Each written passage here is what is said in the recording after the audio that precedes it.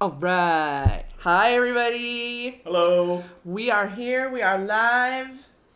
It's Sunday instead of Saturday, so that's new and different for us. Yeah, we had a birthday event at Disney yesterday that we had to make sure we did. attended. So we had to move the schedule a little bit this week. We had a good time. Yeah, it was fun. It was fun. Yeah. Cool. So, today, I forgot the thing I need. Can you Did go you get me forget my your phone? phone? It's right Yep. next to my... We're so close. So close to being prepared, y'all. So close. It's all right. Easy fix. Easy fix, for sure. Alrighty.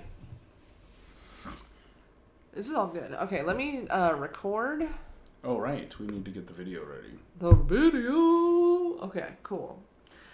So I want to start off today. Oh, so first and foremost, let's talk about what are we going to talk about today? Welcome to Running West Home, everybody. Hi, I'm Morello. I'm Goshzilla. So- Gosh Darnzilla, I should say. We're here to go off episode 4, so we're kind of getting on this. Yeah. Today is our episode name is Evolving Like a Pokemon. That's right. So And- we're going away from our usual World of Warcraft references to yet another game that we can reference. That's right. Pokemons. And hopefully we don't get sued. I think we want to go into an overview of kind of what the subject looks like, but I think, Carolee, you have a quote you kind of want to get us started And I with want to that say, kind of hi, inspired Whirly us. Gigs! Hi, Whirly. Thanks for Thanks for joining coming by. us. So the quote that I wanted to do is actually in a book that I'm reading, and I was reading it for my coaching certification, which is why we were weird. Our schedule was weird last week was because I was actually gone to San Francisco from like Friday to Monday. That's right. Starting on my coaching certification, which I'm doing in conjunction with this show. So along with this show, I've also started doing one-on-one coaching with people. I actually had my first session this morning and it felt really good. So I'm super pumped and ready to be here with y'all. So one of the things that we had to do is read this book. And I don't know if I would suggest the whole book to anybody. It kind of felt like a really long blog post that somebody had decided to write into a full book. Right. But what I want to do is read a quote from the book that I think will be really relevant to today's discussion. And it starts like so. At some point, now or later, you're going to have to risk being you in order to find out who that really is. Not the conditioned you, not the you that you've been taught to believe you are, who you really are. And this perhaps will be the scariest, the most loving, and the most rewarding thing you have ever done. Mm-hmm. And I think the reason why that ties into evolving like a Pokemon does is that idea of you're going to have to risk being you. You're going to have to risk evolving and doing that to really find out where you're going to go. Right. It's almost like to use some broad terms about it. It's almost like if evolution isn't just a better version of you, but there's a true you that's more realized. Bring it. I'm moving the camera a little bit because Morello's kind of off the camera. Let me move. I can move my butt a little bit too. There you go. Let's just get this pillow here. Get the There we pillow. go. Get All the right, get the there we ramen go. there. I got that ramen on my butt. So yeah, I think that what kind of the way to think about that and how it kind of relates to the Pokemon analogy and evolution is like, maybe the final form of the Pokemon is the true version instead of just the best version. It is the best, but it's also the true version of the Pokemon, Right, absolutely. Right? And so kind of considering that is inside of you, there's a sense of truth to that I think that kind of talks about that I think is kind of exciting. Yeah, absolutely. So I think we wanted to go over the other thing about that is like kind of we've talked a lot with kind of like talking about the communication of HP and MP, and we've talked about the guilds and kind of how social things come in. But in this case, it's like, hey, if we're talking about self-help and growth and learning and advancement and leveling up, right, as we call it on this show. Yep. What's the difference between getting a new level and an evolution? And I think there is a difference. Not every level up is an evolution. Right, absolutely. Go ahead. Oh no, I was just gonna say it feels like some of it is like growth, and you're like, okay, I'm a better version of who I was, and then sometimes you just have that weird moment where you're just like, wow, this radically changes so much. Right, and there's almost like a leveling up is almost like take what you had and improve it, where evolution is more of a fundamental change. Right, exactly. Right? Absolutely. So I feel like, yeah, this really covers what I'm looking at in our notes to make sure we're getting through everything. So kind of like, I guess, what do you feel like is the difference? I guess we kind of covered it, so maybe, I don't know if we want to go back into it, but it's like, do you feel like there's a difference that you've noticed when you see like, oh, okay, I've leveled up, I've gotten some good progress, versus like an evolution? Do you know what that kind of like feels like for you? I think there's a couple of differences I think about. I think we level up. I think there's a couple of things to talk about too. Is I think we level up more frequently than we evolve. Evolution is a rare. And there's only like 2 or 3 evolutions to any Pokemon. Yeah, that's right. And in real life, there's probably more than that. Absolutely. But being silly. But you get and even in Pokemon, it's a big difference. Like being a level 20 Eevee is different than turning an Eevee into an Espeon, right? Or something like that. So I think there's a certain degree of fundamental change, right? Let's describe what a leveling up, like an example of a leveling up delta, right? Like let's say you're really working on trying to be better at your career or your goals on a particular outcome, right? You're like, oh, I want to be, I want to go from individual contributor to a manager role, or I want to go, hey, I want to be able to do higher quality work, or I want to be more consistent. Sure. These are good things that if you succeed at them and you put in the work, you'll level up, and those things will occur, and you'll be more capable, more powerful, more, more good at these things. Gooder. But it's not different. It has some differences, but it's mostly just an improvement. And evolution, I think, has a difference in it, is like, comes with a more fundamental shift. It comes with a more identity-based shift in some cases. It comes with, I like that. And I think the big difference to me, I always say, I have my own kind of internal compass for this, that change, that when you make real change, a lot of it comes from the shift in perspective as opposed to just the shift in outcomes. Right. And then those lead to shifts in outcomes. That's a really good way to put it. So, a really good way to put it. So if we use our Pokemon analogy, right, we're talking about that level 20 versus level 21 Eevee. Yeah. Right? And I use Eevee all the time because it's my favorite. Yeah. But when you turn into Espeon, you have different capabilities entirely. You have different resistances and different vulnerabilities now. You have different moveset. You have different ways of thinking about how you approach things. That perspective shift is what leads to an evolution in many cases. Right, right. And they tend to lead into more potential improvements later. Much like if we compare our two Pokemons, a level 50 Eevee is probably not as powerful as a level 50 Espeon.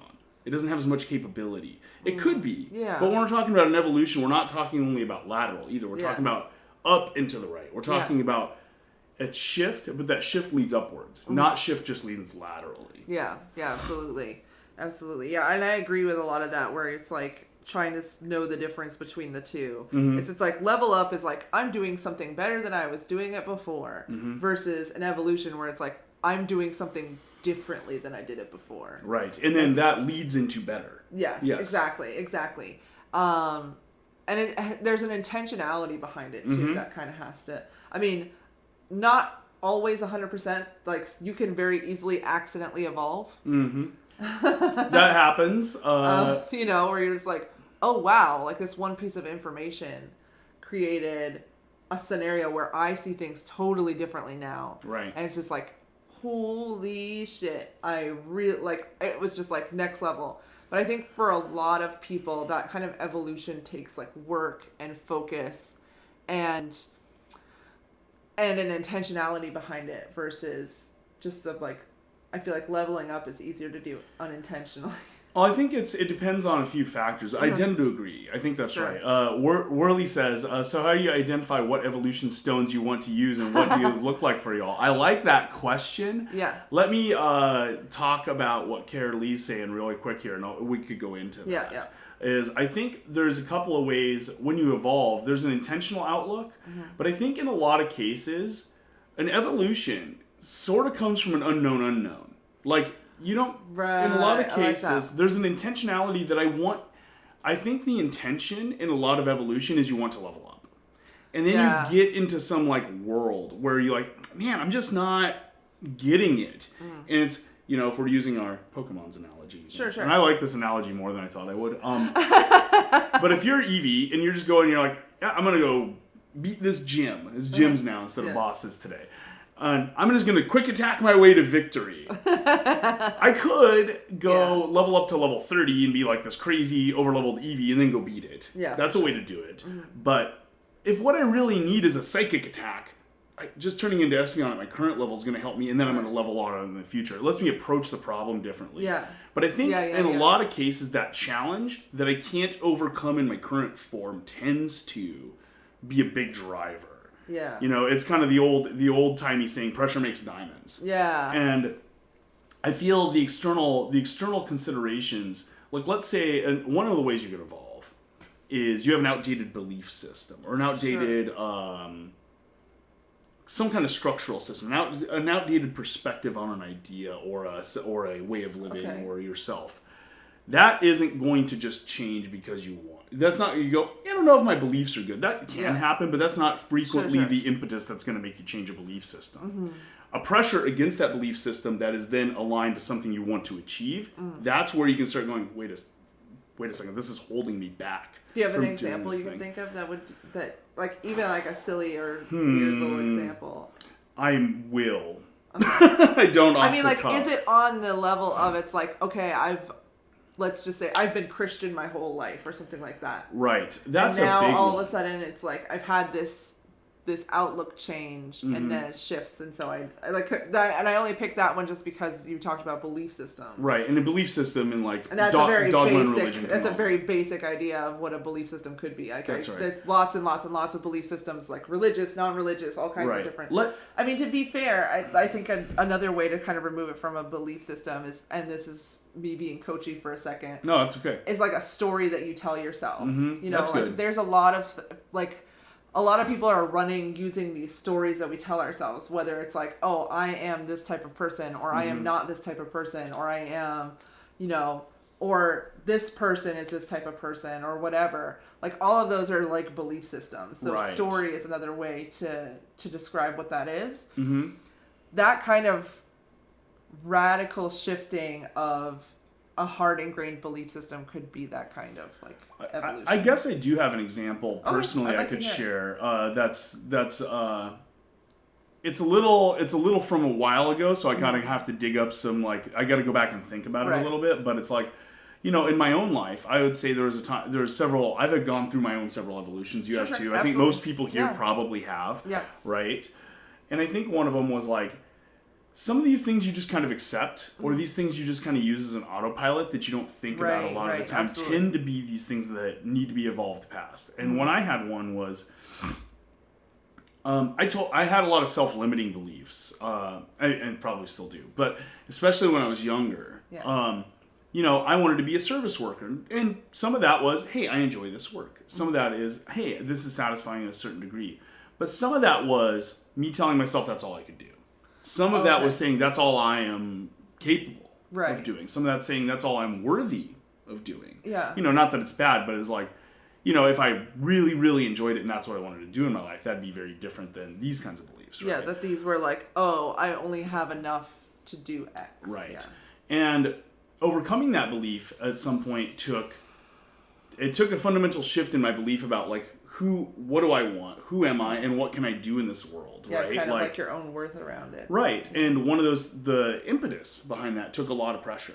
It took me losing my job. It took me being in a bunch of other bad states in life and not having a way to pay my rent. All these things kind of hitting a rock bottom state in certain ways, to where it's like, hey, with nothing to lose, who could I be? And it actually, like, for me, that works really well. For different people, I think that can be different stories. Can be different, for sure. But for me, that caused an evolution of me going from, hey, I'm not just going to be this person who kind of lives day by day with no goals kind of for the long-term future. I need to kind of plan out, what do I want to see in 5 years? What do I want to see? And I hadn't had that perspective ever. That perspective didn't have improvement that day. But that perspective started me off on being able to improve in the proper way for what I wanted next. And without that, you know, even if I was the same level, if I'd worked on the same amount of improvement but hadn't changed that perspective, dramatically different outcomes. Right, absolutely. Right, and I think that's an example of like where perspective, outcome, belief, self-belief, right? Like, what do I think? What are my automatic measures in my head? Changes the types of outcomes I'll even improve towards. And I think that's when I think about an evolution, that's what an evolution is. Right, absolutely. And they're rare. They're big milestones. Yeah, they're big milestones where it's just like you feel that shift that you're like, oh, and now you're like, oh, at this point I could go back to working and doing service work and stuff like that. But I don't feel as if I only need to do that. Right, exactly. Those aren't my only skills anymore. Right. Instead of feeling limited by it, I feel it is an option I could choose. For sure. But it's not based on this self-limiting feeling. Yeah, absolutely. Yeah, that's right. And so one of the things that Whirly Geeks brought up was evolution stones. And one of the things I wanted to touch on is like there are two very different ways that you can evolve. And one of them is through leveling up. Like eventually, there are some Pokemon that eventually, once they reach a certain level, will evolve. Just grind enough, you evolve. You grind on it. You can evolve. And then there's evolution stones, which I kind of see are those like lightning strike moments where it's like, okay, wow, that really changes my perspective on what it was. You know, like, so for me, I had a relationship where, you know, I'd been working really hard on it and there were a lot of things going on. And the person I was in the relationship said one thing, and it was like a lightning strike moment for me. That's an evolution stone. And I was like, this is not a type of behavior that I'm willing to put up with in my life. This is not the type of thoughts I want the person who loves me, who says they love me, to think about me. And so it was an evolution stone for me. They're kind of the aha moments. Yeah, absolutely. And so to clarify what evolution stones you want to use, I don't know if the evolution stones are something you get to choose.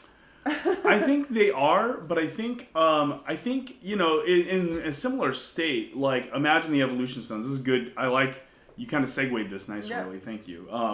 Is the evolution stones are kind of which ones did you find, and do you want to use it? Yeah, is kind of the thing. Is like when you find it, you don't have to use it. Yeah. Like maybe I don't want to be a Flareon necessarily, but here's an opportunity to become one. Right. I think much like your relationship thing, my thing, the world around us creates impetus and stimulus for us to change our points of view. Absolutely. If let's say and I think this is why comfort is something we both seek, but it can be dangerous. Right. Yep. Because in a comfortable place, like things are going well and things like that, but you're not likely to bump into as many of these things that are going to cause the need, right? Absolutely. Like maybe this is just us, maybe we're horribly lazy, but I've seen this in other people a lot, and I think this is a human behavior pattern I've noticed where it's like if nothing externally upon the world provides impetus for somebody to change, I think change is extremely hard to have. Like here's a famous story I think is like, let's look at, and he shared this story, and this is a famous person, but I think it's like something very abstract from the rest of us. Okay. It's like Kevin Smith, right, the director guy. He was an overweight dude and had a heart attack. Yeah. Dude instantly got into shape. Yeah. How many times do you think that guy tried to get into shape before he had a heart attack? Yeah. You know, now we don't want to have to wait until we get to heart attacks to do that. If we're, you know, but sometimes it takes the level of importance jumps. The level of pressure jumps. The level of need jumps. And it can start fighting against these defense mechanisms and these beliefs and these walls we put up around ourselves that we all do. And go, here's a battering ram through all that. And you're like, okay, I get it. You know, I'm gonna grow into this new form. Right, absolutely. Because like the enemy was too hard. Yeah. You know, the barrier was too big. Yeah. It's like, but if you don't give anybody barriers, and I think what we talk about, people who grow old or grow without having a lot of evolutions in their life, have a lot of a lower amount of challenge to those things in their life, a lower amount of things that push against. Yeah.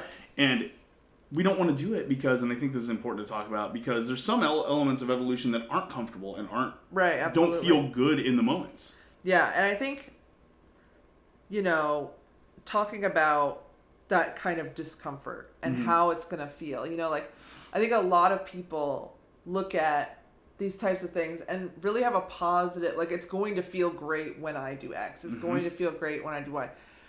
And you have to think about, like, the habits that we have, or I guess to use the metaphor, the skills that we use that's in our skill set, those are there for a reason. they may not be good reasons, but there is a reason for them to be there. And that harkens back to things like, what are the stories that you tell yourself about yourself, other people, your life, etc. Right. You know, what are the things that you do over and over again out of just habit or, you know, learned behaviors or whatever that looks like for you. You know, those things are comfortable. Mm-hmm. They're there for a reason. You've developed those things for a reason. And so you're going to have to look at that as part of the process of evolution, is that you're not going to get to stay comfortable. Right. In that feeling. It's like I kind of imagine it like a shedding of skin to a certain degree, to where it's like evolution requires not only change sounds positive, and it is, I think, and especially if you look in the long term, or even the midterm, but in the short term often comes with some convulsion and pain, right? Yeah. Literally or metaphorically. Right, like going to the gym hurts the first few times. It really does. You know, and then you start to get better about it and it starts to be easier and you start making friends there, or you start really enjoying something about it, and then it starts to get easier and easier and easier. It feels really forced at the start in a lot of cases. You're like, well, this doesn't feel natural, and that's because we don't have none of the stuff we do that we do today, that's our current evolutions or in our previous evolutions, felt comfortable all the time either. There was at some point those things probably didn't feel normal, and they became normal. Yeah. This is part of the evolution process, is it must acquire a little bit of loss and pain. And I think the reason I like to talk about this component, even though it's like not like, woo, it's not the most fun part of the conversation, is I think it gets overlooked a lot when we talk about kind of a raw growth kind of, you see this a lot, like, you can do it, and it's like, yes, true. Also, when this thing hits us on the other side and it becomes somewhat uncomfortable or somewhat painful, be ready. Yeah. Understand that's normal. Yeah. Don't see that and go, am I wrong? Yeah. Understand that and go, hey, this is part and parcel with what has just occurred. And I kind of, I'm ready. I'm ready to face that discomfort with kind of open eyes and open arms. Right. Like, knowing it's coming makes it less scary. Right, absolutely. Not scary. No, less scary. Absolutely. And I feel like that's really important. Like you said, it's like, it's very easy to focus on the good portions of it. And that's kind of, it'll eventually lead into your question, Whirly Cakes. And it's going to be it's going to be so uncomfortable at so many times, and you're going to have to oftentimes like fight through the discomfort. Right. There's going to be an active, and I think that's part of the answer to your questions, like what battles are just uncomfortable and challenging but will make you grow versus the ones that are above your level, and that will send you to the graveyard, or that you need to take an extra party member to help you complete. So I'm going to say something radical, and I'm going to say that when it comes to this type of power leveling, anything is on the table. That's within, obviously, like your morality and things like that. Obviously, like if you're just like, I want to be super buff, but you're like, I don't want to inject myself with steroids. Right. Like, you're not going to do that. That's probably not meeting the actual goals you're setting exactly, because it's like, ideally you want to get buff because you want to be healthy, and like the steroids are not conducive to your health. But it goes into all of those things where I think like, when it comes to these types of, I think it's easy to look at this, and I say this from experience. I'm speaking from my own personal experience here. I'm not outside of this at all. Is it can be really easy when you're trying to make these changes to tell yourself like, oh, well, that's above my level. Right. It can be, and I tell myself that all the time. I'm very bad about that, where I'll be like, oh, I can't handle X, I can't handle Y. Like this is too much for me. Maybe I can do something smaller to start out. But what I end up finding is that those little things become new comfortable habits. That's instead of actually propelling me towards a level or an evolution.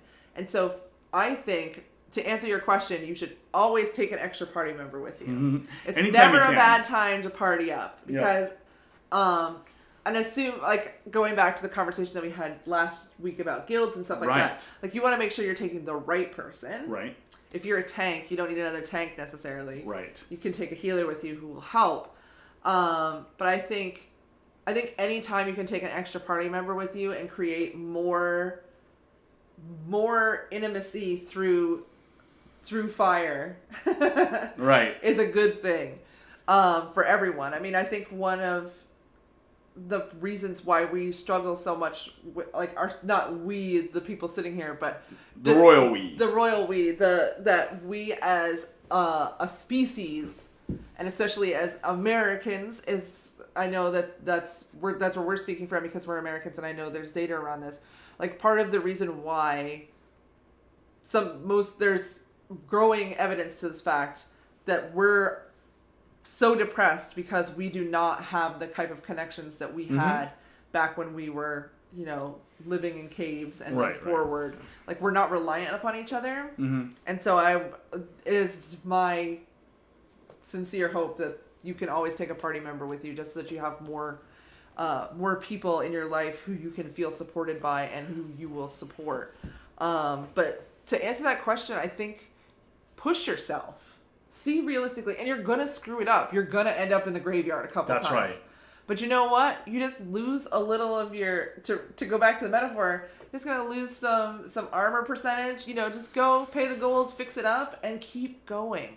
Keep going through it and really pushing yourself to see, because I think one of the important parts about this is that you're better on the outcome than you were when you went in. And I feel like going through this and, dying a couple times and seeing yourself being able to pick yourself back up, res and keep going, is so empowering for so many people. That's right. And I think let's take this to the video game metaphor here again, because I think, or especially Pokemon, because I think this is important, is I think one way we can evolve, but then not, you can almost devolve if you're not careful. I've actually done this before, and it's really scary. Like, I think very few things, there's things to be scared of, and a lot of this discomfort can exist. Yeah. I think the thing we should actually learn to be scared of is not the thing that we're naturally scared of, which is devolving back to where we were.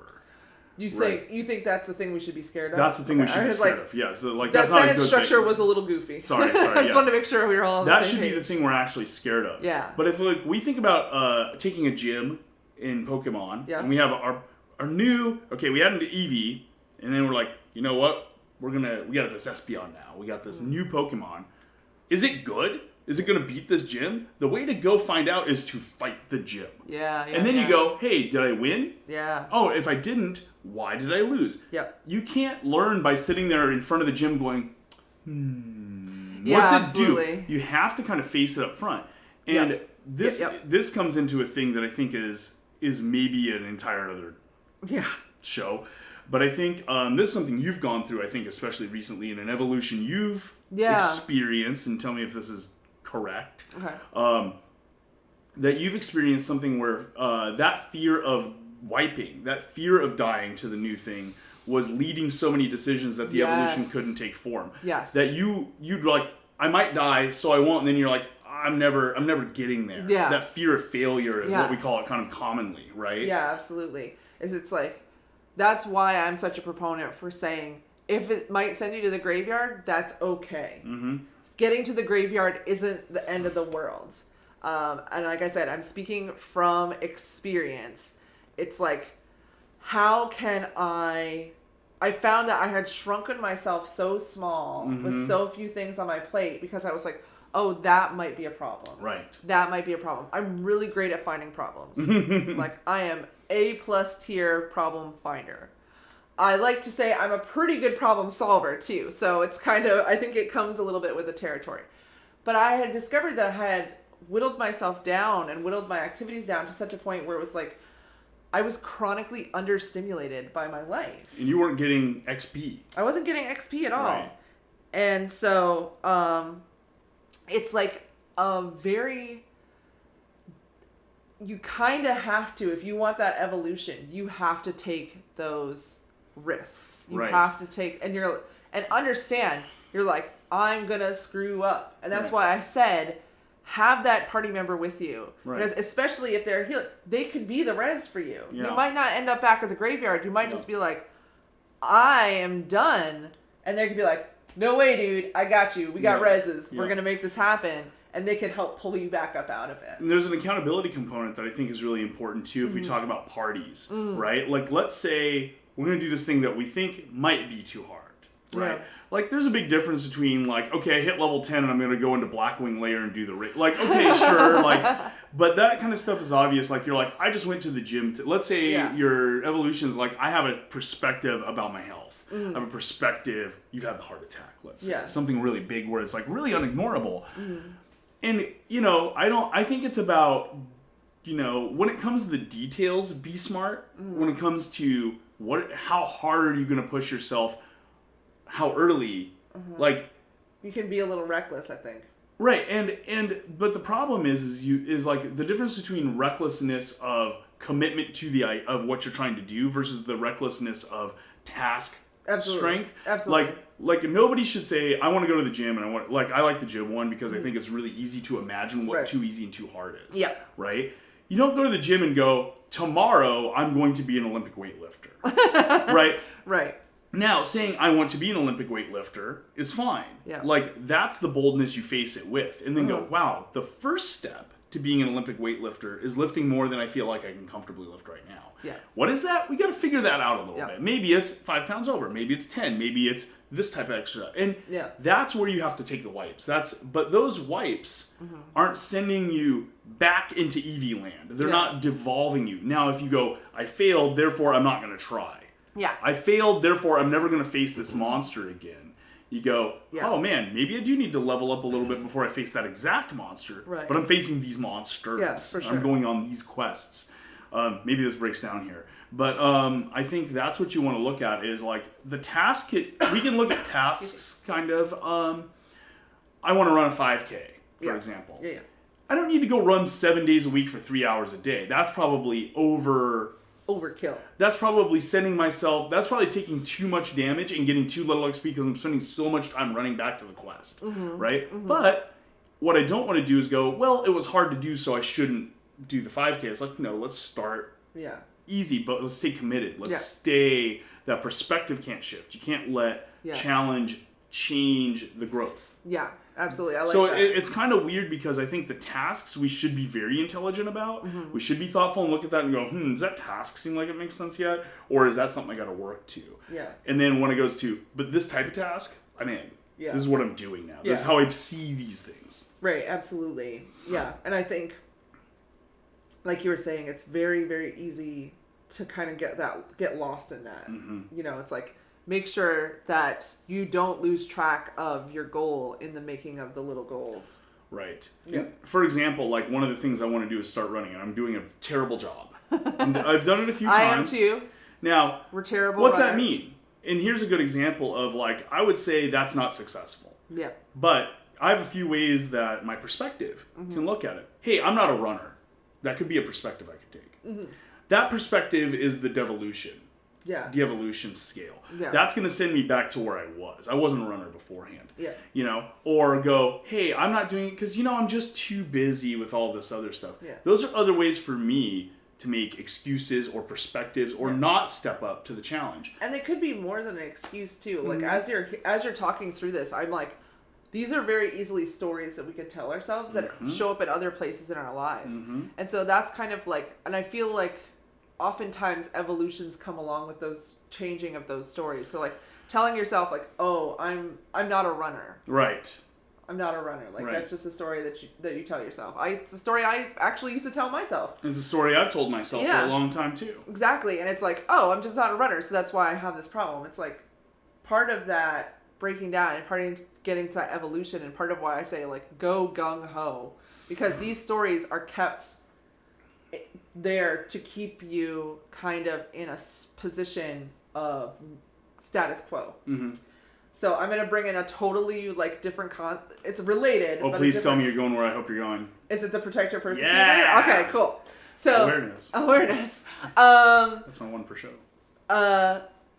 There's this concept in psychology of the protector persecutor, and this is a thing that exists within your mind. And all of our minds. All of our minds. Your mind, my mind, Morella's mind, everybody's mind. It exists. And the concept behind it is that there is this I almost want to say function or programming inside of your brain that's going to try to keep you safe by protecting you where you are, and then if you try to go too far, persecuting you back to the space where safety. It's the known versus the unknown Yep. type of thing. Your brain really doesn't like the unknown or even the known unknown. Mm-hmm. It loves that nice spot of the known, and it will do things to drag you back kicking and screaming. Mm-hmm. And that's a lot of these stories are a great tool of that protector persecutor in your head to keep you exactly where you are. Yep. If you think about it, yeah, okay, let's take the running example because it's real easy and real obvious, and I feel like it's just something that everybody can kind of identify with. Mm-hmm. You exist as you exist right now, and your brain is like, okay, this is cool, this is our status quo. You want to challenge that status quo, and by running. Mm-hmm. And so you start running, and you're like, okay, feels good. All right, I'm doing this. But your brain's like, whoa. Activity? What's this about? Yeah. I don't understand this. It doesn't care about your heart health. It doesn't care about anything like that. It cares about keeping you where you are. Mm-hmm. This part of your brain is an absolute shithead, but it exists.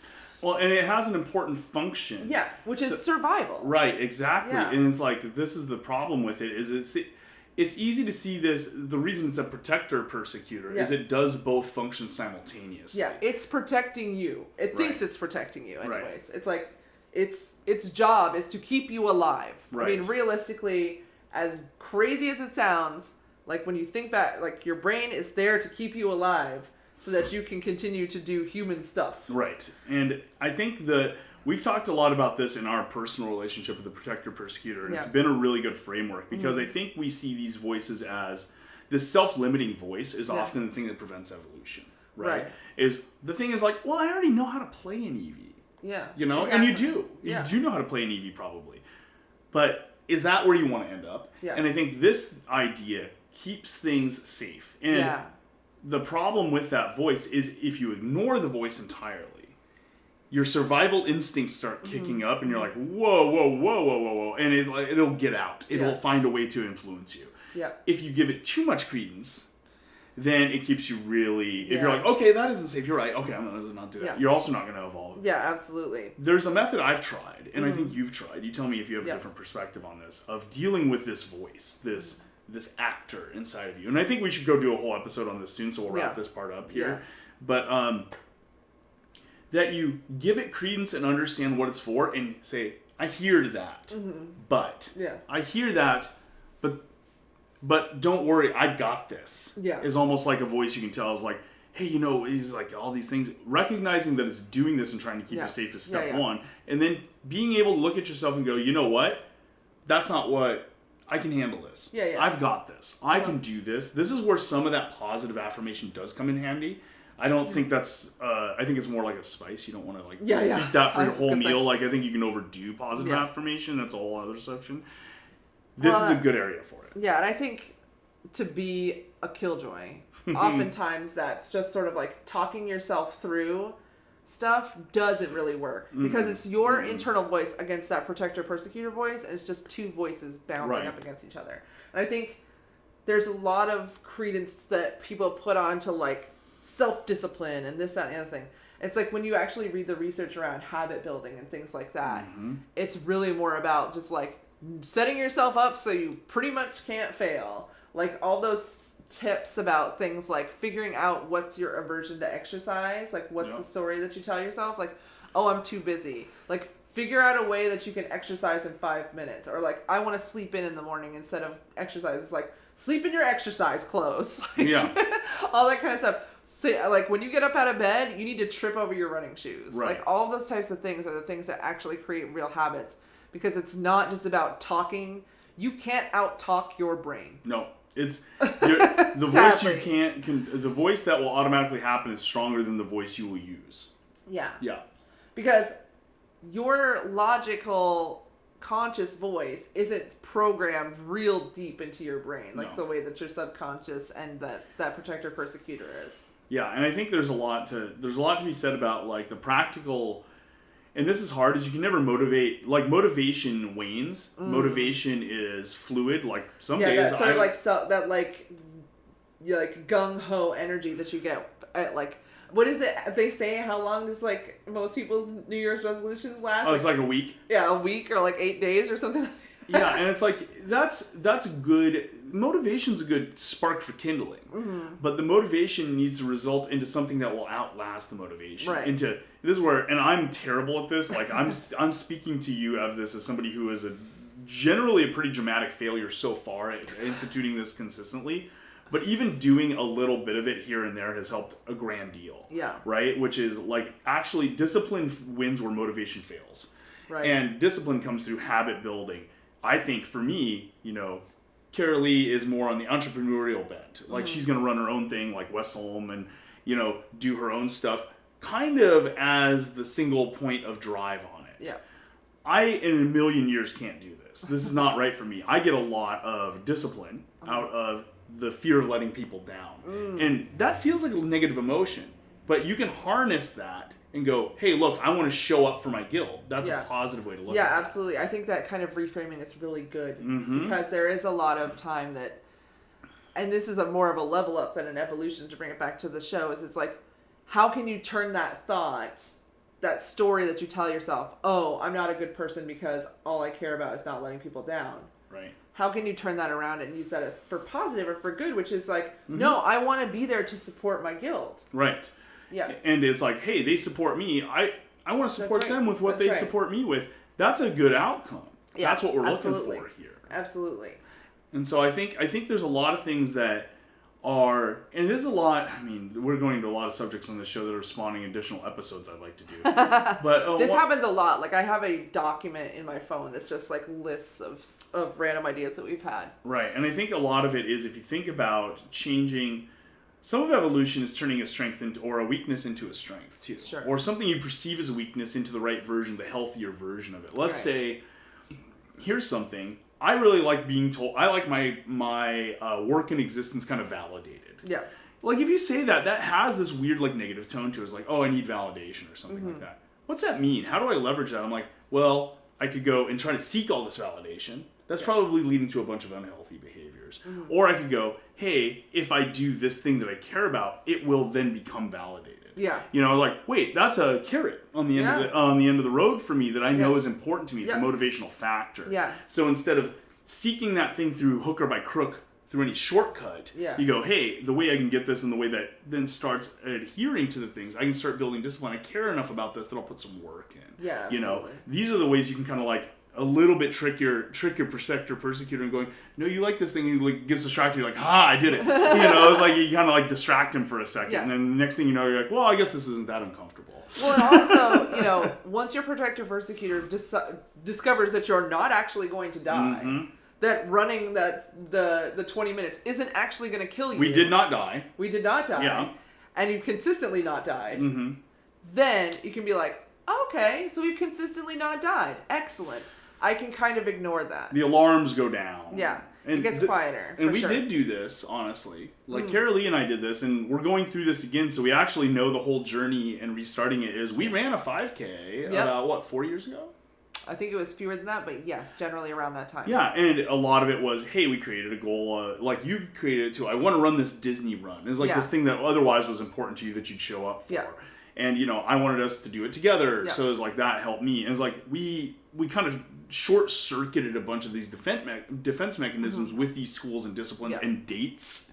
By the way, dates are the win. Like, you need something that's like, this is a whole different subject. Anyway. Yeah, it's what I'm actually, like, personally kind of an asshole about, is it's like, I feel as if that, you can create goals and that's all well and good, but it's like, it needs to, I believe in SMART goals, and I don't mean like brain smarts. I mean SMART goals. It's like situation, like, basically it's like, if you don't have a date or something, or like a real plan around it with like real facts and real stuff around it, it's basically no good to you. Right. And so in this case, that's what we did, is it's like, is it measurable? Yes, we run a 5K. Mm-hmm. You know, did we do the thing? Did we do the thing? Like time, it has to be done by this date because that's the date that the race is set up for. You know, like all that type of stuff is it's like, and so for us, we're like, okay, we have X number of months. We have to be able to run X number of miles by that time. Okay, how much do we have to run? Luckily, somebody had already done that for us in the Couch to 5K program. Mm-hmm. And so we're like, okay, we're just going to do Couch to 5K. And so there were some weeks where we ran Friday, Saturday, Sunday because we had slacked off. Mm-hmm. But we knew that because we had that, we had to have that done by that date, it meant that we were able to get done. And there was an important turning point to where the Protector Persecutor, Yes. again, if we want to talk about him, chilled out. Yeah. Because those early parts, like my asthma's flaring up, your legs were hurting, like any pot, and your brain goes from, oh, this sucks, to this is clearly the wrong thing to do. You should stop. Why don't you give up, right? Yeah. And these kinds of things that they're not as active, but they tell you about this thing. These prevent evolution. Protector Persecutor, to bring it all the way back. Yeah. And why short circuiting is important. A Protector Persecutor says, I want to be a level 21 EV maybe. Yeah. Level 20 is fine though. Yeah. I never want to be an Espion. It's like I'm purple and pink and like I don't have quick attack anymore. I hate this. Oh my god. Like it's so scared of the new outcomes because it doesn't know what the new outcomes are. There's potential chaos. Yeah. And truthfully, there is potential chaos. The Protector Persecutor has value in certain ways that we have to think about. Mm-hmm. Hey, I'm going to quit my job and sell my house and get divorced and just move on and wander Germany. Yep. That's the thing my Protector Persecutor goes, maybe you should... I'm not really that strongly thinking about that or anything like that, but... like I'd be those, like, okay. Yeah, but those wild ideas... That's a weird hair to have up your butt. No, but it's those wild ideas that you do have that this thing goes, hey, let's not forget about these things that are working and things like that. So that's why we can't kill it. That's why we can't destroy it, even if we wanted to. Is like it has a function that we actually do use. Yeah. Yeah, but when it's time to evolve... And I mean, that's why it's so good at its job, you know. When it's time to evolve, when it's time to actually change from EV into Espion, or choose your favorite 2 Pokemon, it's fine, those are mine, then he's in the way. Yeah. She's in the way. The Protector Persecutor now is overstepping its authority. It's out of its jurisdiction of where you need it to be functional. Yeah. And that's why I think doing the things that don't let it decide are the keys to making sure that the evolution steps forward and that you get through this painful component of change and loss, you know, and the things that could change, they can be a lot of things. Yeah. Like, maybe it is your guild. Yeah. Maybe one of the parts of your evolution is a guild change. That's hard. Yeah. Like, because maybe that guild's into a PvP content and like what your evolution is going to pull you more over into raiding. Yeah. You know, you're not going to be as aligned with them anymore. And that's not good, bad, or indifferent, but it's not going to serve your new evolution. Yeah. And it's going to be a lot of pressure for you to pull back. Yeah. A lot of pressure for you to come back to where you were. That's a really good point that you brought up, is it's like, I think a lot of people also see evolution as it's like, and it's done. Right. But there's so much history in your old version that it's very easy for you to get pulled back into it. So there's a lot of uncomfortableness that's going to come around, not only just like living that new style of life, but also like being in your old life with these new eyes. Mm-hmm. What's the thing? They did some research, and I'd love to like link this in the notes or something at some point, where they tested like a bunch of ways to treat heroin addicts. Yeah. And they had all these methods, and they all had kind of like, they all work somewhat. Yeah. Right? The only one that worked to a high degree was when they pulled them away from their friends who did heroin. Yeah. And it was like, how much is that pulling these people back into these, maybe just this once or something like that. And, that's a very extreme case where we're dealing with physical and mental addictions and things like this. But even the soft core version of that in more minor things works. It still applies. Yeah, absolutely. You got that those situations need to be changed. And sometimes the level of how deep you are in, how far you need to get away from that, talks about greater discomfort and greater change. Yeah, absolutely. You know? Absolutely. And tying in, I mean, like that Protector Persecutor, its job is to keep you where you are doing what you're doing, even if that means something as scary as doing heroin. You know, it's like, I know what that looks like. I know what that looks like, so we're gonna keep going with that. Yeah. But I think to kind of whip back around, all the way back around. First, I want to say hi. Hi, Serge. Hi, Serge. Sorry we didn't say hi earlier. We got on a tear, and so we were kind of rolling with it. And so to bring it back around to everything we're talking about, I liked Worley's question initially. And how do you know to distinguish what battles are just uncomfortable and challenging versus the ones that are way above your level? And I said, like, I gave you the Nike response, which is just do it. Mm-hmm. Which of course is like, I feel like kind of like that. Oh yeah, just do it. It's really easy for you to say, jerk, whatever. Mm-hmm. Now that you know about that protector persecutor, like, ask yourself, is this just my brain trying to keep me where I am? Right. You know, is this just me trying to stay in a place where I know I'm safe, where I'm not going to die? And am I willing to, in a weird way, am I willing to die? Mm-hmm. You know, like, because part of you is going to go when this happens. Yeah. Like, with even something as stupid as running, you know, like, I'm obviously running's not stupid, but I just mean, like, on the grand scheme of, like, on as minor of a change. Sure, absolutely. Yeah. You know, like, the version of you who's not a runner is the version of you that has to die. Yeah. You know, and so maybe that is, I mean, it's still something to be aware of, and it's something that your brain is very painfully aware of. We're not just going to spam quick attack anymore. Yeah. And spamming quick attack was easy and comfortable. Yeah, absolutely. But I got to learn how to use all these new moves now. And I can't rely on these old moves. I think that's an important thing. You're always going to be, there's a certain part of you that's always like, you know, you're changing from an EV into an Espeon. You're not changing from an EV into a Charizard. Yeah. You know, you're not fun. And I think this is another thing to watch that maybe we'll talk about later, is watching, like, evolution usually doesn't, now for some people maybe I would want to look more into this before I talked about it, but doesn't come into changing your, I need to just be a different person. Like, that's the kind of thing where you start being self-destructive. You've spent 15, 20, 25, 30, 35, 40 years being a person. Mm-hmm. You know, you have a lot of expertise there you probably just don't want to throw out the window while growing. And that's why it's evolution as opposed to dramatic change. It's not like I'm just going to become something else. And you've seen some of this in your growth absolutely. Patterns, right? Absolutely, where it's like, you know, being a person who's lived with depression is very difficult. I mean, like, to get out of this. And there's, of course, a lot of times where I was like, I wish I just wasn't depressed. Mm-hmm. Well, wishes are fishes, so it doesn't really matter.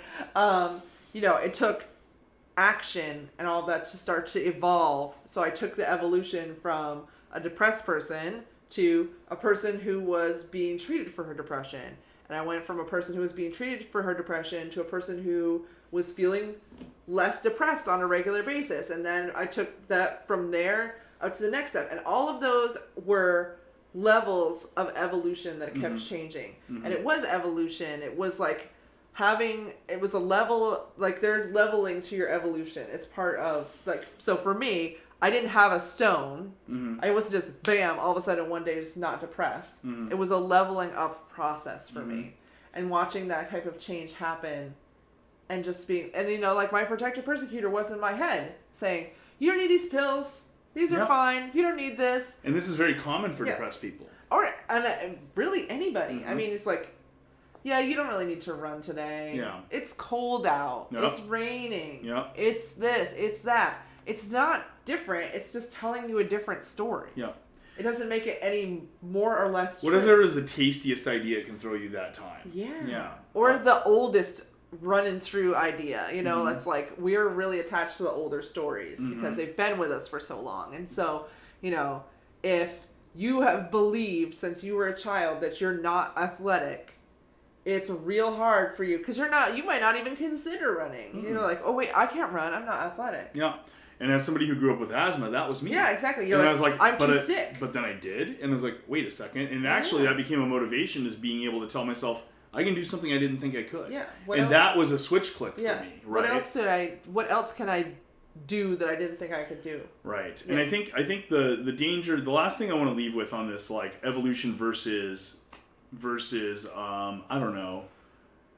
There's another word for evolution that's the non-healthy version. That's the trying to turn into a Charizard when you're not in the char line. You're not a char at baseline. is like almost a self-destructive escapism idea, is not accepting that who you are has validity to some degree, and you just want to be a better, more evolved version of that, right? I think that's really important to think about. It's like, if you see yourself going, well, I'm an Eevee, but I want to be a Charizard, you're probably being self-destructive in some fashion. You're probably not respecting a certain degree of that you have validity as you are, with improvement, with leveling up, with evolution. And you're saying, I wish I was just somebody else. And I think that's a very unhealthy mental space to be, that prevents evolution by basically being like, well, this is all bad, so I'm not going to work on it at all. I just wish I was this other thing. And it's not actually achievable. It's like saying, like, I wish I wasn't tall, was one of those example ideas. Because like, I like these kinds of dresses. Like, that's not going to have an outcome, right? Yeah. Like, exactly. I like what Whirly Geek said, where she's like, being authentic and accepting your strengths and weaknesses. Yeah, absolutely. And that's also part of the answer to kind of like, how do you distinguish between battles, what's going to be too hard versus that. This is like, you have your strengths and weaknesses now. Those are not solid. They're movable. You can learn new skills, obviously. And so it's like, understanding what your strengths and weaknesses is. That's why I say pulling in other party members who have strengths where you're weak and things like that. That's where you're going to help. I also saw your question about the protector persecutor. You'd like to read more about it. So the book that I read to find out more about the protector persecutor is called The Undervalued Self. It's written by a woman who's a therapist. Her name is Elaine Aron, and Aron is spelled Aron. And you can find it on Amazon. I've got it on Kindle. It's a deep read. It's not easy. It's going to confront you quite a bit, but it's worth. We'll put the link on the in the YouTube video for sure. thing below it. Remind me. We'll do that so that anybody who's watching this later also can refer to this. We want you to I might be able to also read it. put a link in the chat. That'd be good too. So that we can so that when you do that, I like that Whirly, where she says, what if feeling like a Charizard is the way I want to feel, even if I'm an Eevee? Maybe it means I need to evolve into a Flareon. Okay, so this is actually a problem that I legitimately deal with on a regular basis. He was kind of alluding to it, which was funny. Because I didn't want to speak for you. He didn't want to call me out in the middle of running Westholme, but I often feel that way. I often feel like I am stuck in the wrong type, and I just have really struggled with it. And the thing that has been kind of critical for me is trying to figure out how I can be that type. Like you said, maybe I need to evolve into a Flareon. How can I be that type while still honoring who I am right now? Yeah, so Serge said, once you've got the goal, you have a ton of work done, you can think from there. What if you are not even there? What if you just don't know? That's another one that I really personally struggle with, is it's like, I don't like this, but I don't know what I want instead. And I think for that in particular, little small actions are the critical thing. And I have a tendency to harp on this, and I will continue to do it over and over and over and over again. I think this is awareness brought to its essentialism, and that is trying to figure out not what you want to do, but how you want to feel. And this is so critical. It's like, and I don't mean, I want to feel happy. Yeah, we all want to feel happy. Right. What is it about that for you personally are important things for you? And there is a process that you and I have used, and it's something that I'm considering working with and trying to create a program around if people are interested, is called it's called the Desire Map. And it really, like, it's very hippy dippy. It's very like that, which is why I'm thinking about working through it and trying to create a version of it that's more Westholme friendly, or more a little without all the branding that necessarily comes with it, but all the value that we see. All the value that comes with it.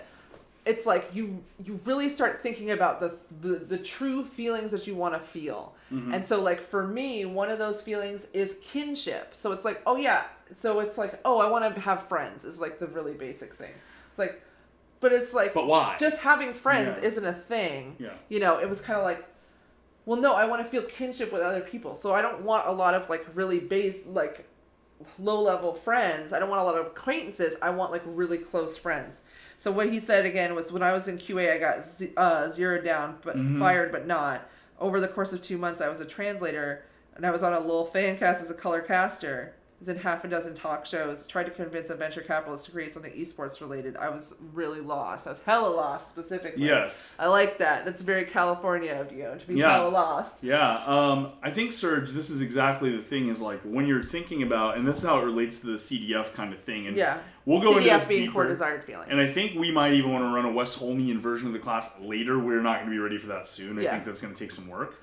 But seeing it here, I think especially with what you're talking about, Serge, and when I was in my career, I actually accidentally went through these things when I was early on, and it helped me stay focused, because I'm like, I don't know what this outcome means. Yeah. But I know that I end up feeling like X. Yeah. And that helped me kind of talk about which opportunities made sense. For you, in this case, if you're saying like, oh, you're talking about this situation where all these job opportunities opened up, and which path should I pursue?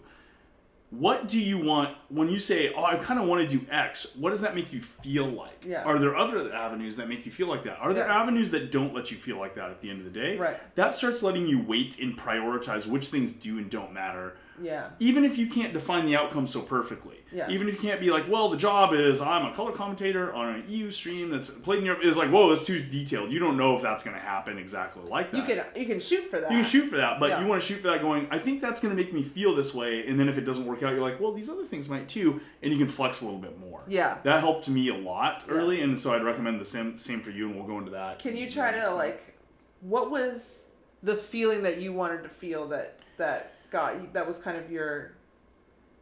What I wanted to do is I always thought there was for me, what I wanted to feel like was the reason I make games, the reason I started, the reason I continue to, the reason I haven't changed my mind, right? Yeah. Why have I been doing this for 12 years, 13, whatever years? However many years, A while.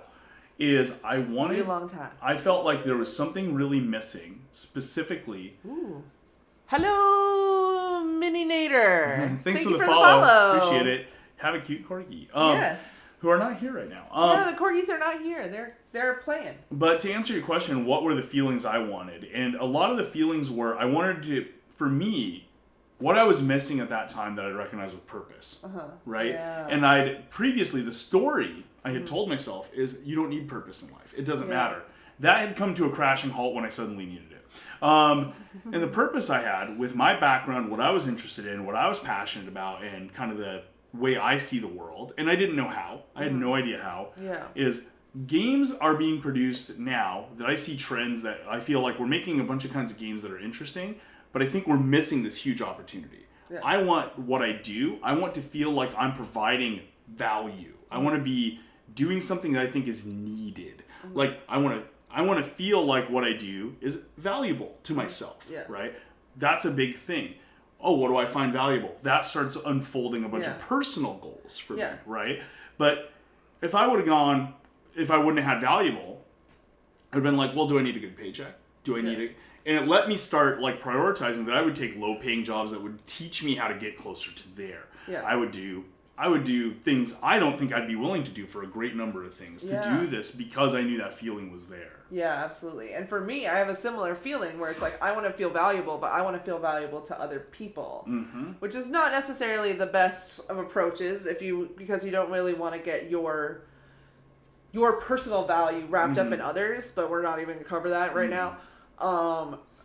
So for me, it was like, okay, I want to look into, originally I was going to become a therapist, and then I talked to a few therapists and decided that ultimately wasn't for me and all of that type of stuff. And so eventually I've landed on coaching and doing one-on-one type work with different people, and that has made me feel the feelings I needed to feel. I need to feel that kinship with others, and it helps to provide that.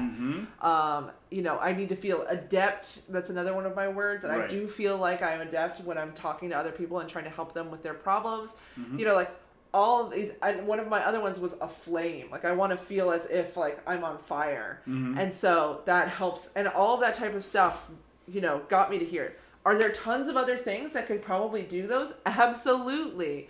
Like I feel adept on Macintosh computers, but is that going to maybe give me kinship?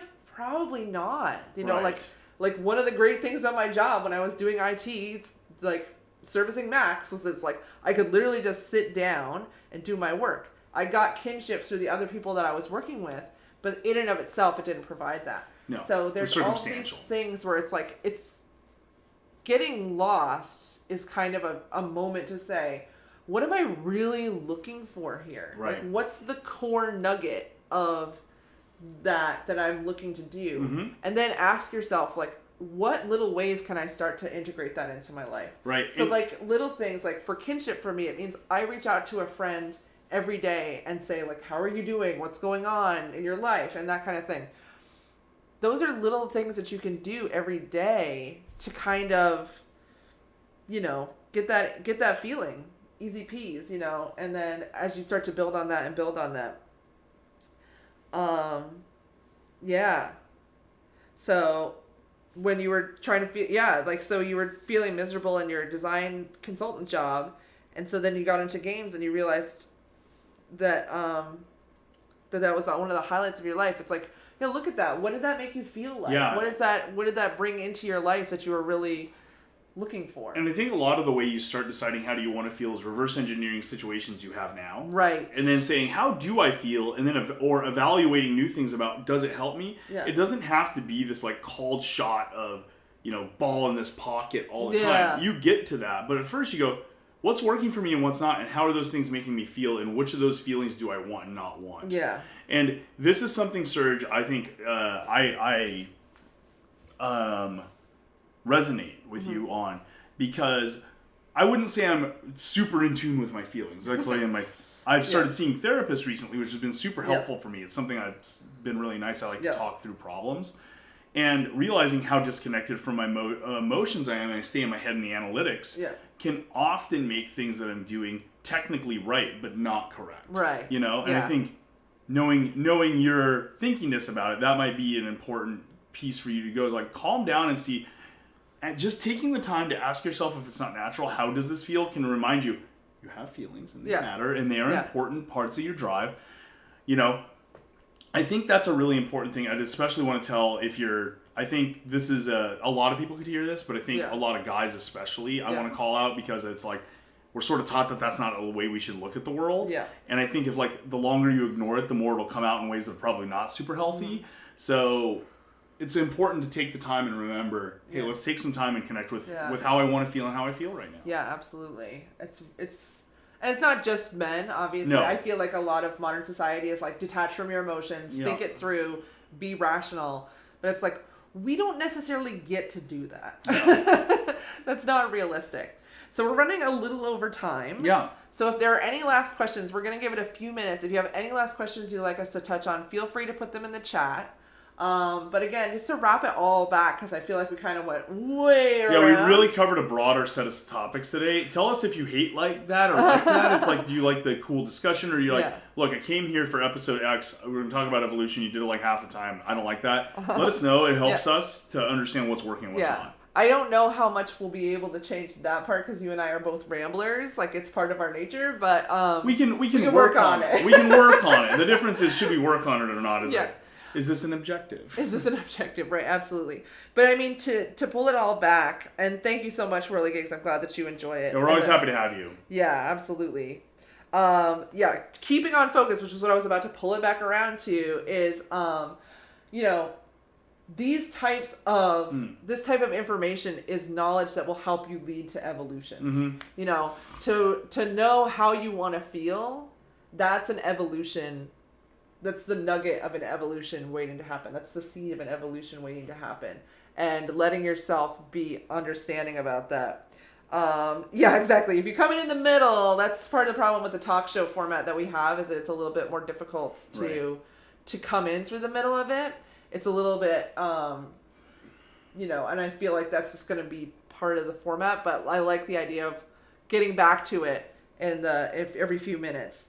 Yeah. And so I feel like the stuff that we were talking about with the protector persecutor, you know, is a barrier to evolution. Mm-hmm. And that getting clear on your feelings is a way for you to find out where your evolution may lie, whether that's through leveling up, you know, through those small steps, through those small tasks that you can do to kind of help you to create this next level, or whether, maybe that feeling ends up being the stone for you. Right. Maybe that feeling, you're like, oh my God, all I've ever wanted is to feel X. Which and is you're personal. like, holy crap, that's the thing that I need to take. And it's like, as soon as you internalize that, boom, you evolve. I think and then the thing we want to remind everybody of is that evolution is a positive thing, but it has challenges involved with after the evolution, not just getting there. It isn't a goal to reach and then go, whew. It's a goal to reach, and then new challenges are presented to you that you need to overcome to stay in that form. Yeah. De-evolution is possible, and the real thing to avoid is de-evolution, not failing forward. Don't over worry about failure. It's going to face you no matter what happens. Right in the front of after you evolve. And I think we see ourselves and a lot of people get really tripped up by that. So that's one of the big takeaways too, is that see it, respect it, become, look it in the eye and go, I know this is going to happen. Yeah. I'm okay with that. Yeah. That's a big measure of standing up to the challenges that are in front of you so that you don't get blindsided by them. If they surprise you, they're going to be more likely to set you off course. Absolutely. Yeah. And that's the last thing you need when you're like, yes, I just evolved. This is so great. And all of a sudden it's like kabam right in the side of your face. Exactly. You're not expecting it. So. Exactly. Cool. All right. Well, thanks everybody for coming by to Running Westholme. Thanks to all our new followers and friends. We hope you liked the show. Yep. Continue to always give us advice. Feedback. We're going to be working to improve the show over time. Absolutely. Next week, we're going to be coming to you live from Walt Disney World. We're leaving on Wednesday, and Carol Lee and a special guest will be there. Yes. I will not be there. I'll be around, but I won't be doing the show. Let these two do it. A special guest of a friend of hers. Yeah. We're going to be talking about more guildy type stuff. More type of, like, how do you interact? What are you really looking for in your guild? What are the people that you want to keep with you? Because that's what it's really all about. Yep. Having those folks along with you to help you level up. So and evolve and be awesome. Yep. So we'll be doing that next week, and thanks again for joining us from both Morello and that gosh darn Zilla. Yeah. And to answer the question, sir, we are still streaming on the side. It's just that so we have my work, your work, and we just got a new dog. Mm-hmm. Who will introduce you to. It has been bananas to say. It's bananas. It's bananas at our house right now, and so we've been kind of backing off on the streaming a little bit. I'm still doing mine about after 10 or 10:30 at night, about 4 days a week. So Morello Riot is your Morello Riot's Twitch mine. name. So I'll be around tonight. And then we're going to probably starting next month focus on doing team streams on this stream, this account, as opposed to like our separate accounts. Our goal for this, I don't know. We want to say this quarter. Do we want to like push it to the limit? We'll announce it later, but we want to get to affiliates so we can have like emotes and stuff like that. So that you guys can have fun emotes and we'll do some game streams on here too, and we'll also do chat Q&A about any of these types of subjects while playing. We're more than happy to chat while playing. We're always happy to sit around and talk about stuff that has to do with running Westholme, and especially so what time or date for the session next week? It's going to be same bat time, not as today, our usual one.